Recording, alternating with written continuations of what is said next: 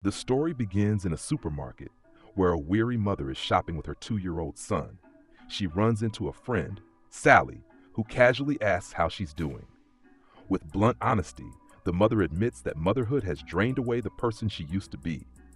At home, she takes care of her son alone most of the time, as her husband is frequently away for work. Though she loves her child, she resents certain expectations placed on mothers, like socializing with other women at book babies. During one meeting, she is mortified when her son repeatedly says fuck instead of his own name when asked. And goodbye to... Fuck! Fuck, fuck, fuck! To her surprise, 3 fellow mothers, Miriam, Jen, and Liz, find her deadpan reactions amusing and take a liking to her. Later, her son points out something odd on her back. When she checks in the mirror, she notices a patch of white hair and that her teeth seem sharper.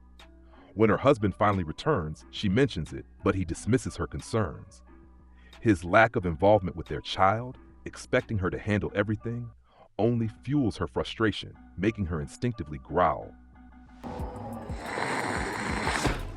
She soon discovers a lump forming on her lower back. Curious, she pricks it with a needle, and pus oozes out, followed by a tangled clump of hair. That afternoon, she takes her son to the park, where 3 stray dogs approach them in a friendly manner. No one at the park seems to own them, but they linger near her and the boy.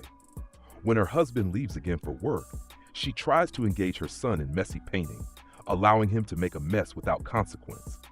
However, things spiral out of control, and the boy bolts.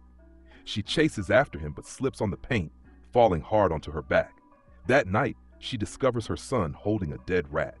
Stepping outside, she finds a disturbing pile of lifeless animals, seemingly left there by neighborhood dogs.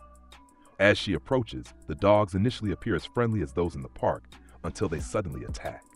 She wakes with a jolt, realizing it was only a dream. But reality is no less bizarre.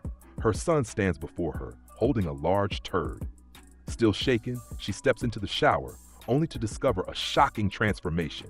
She now has 6 extra nipples. The mother visits the library and borrows a book from Norma about animalistic transformations in humans. As she reads, she learns about primal maternal instincts resembling those of dogs. Rather than resisting her changes, she embraces them, calling herself Nightbitch. At night, she roams with other dogs, who eerily resemble the book baby's moms, hinting that they too have transformed. Her newfound confidence also reignites the passion in her marriage. While out with her son, she begins eating in a more primal manner, using her hands and face rather than utensils. Determined to reconnect with her artistic side, the mother meets with former colleagues at a restaurant. However, she feels largely ignored. She strikes up a conversation with one woman, Naya, who shares her experience balancing motherhood with her artistic career. Trying to appear refined, the mother attempts to eat kale, but struggles to swallow it. Overwhelmed, she suddenly snaps, growling, barking, and lunging at plates, devouring meat straight from them. Eventually, the mother confronts her husband about his absence in parenting and how much of the burden has fallen on her. They agree to separate, but their son begins to miss his father. One night, while fully immersed in her Nightbitch form, the mother tragically and unintentionally kills the family cat.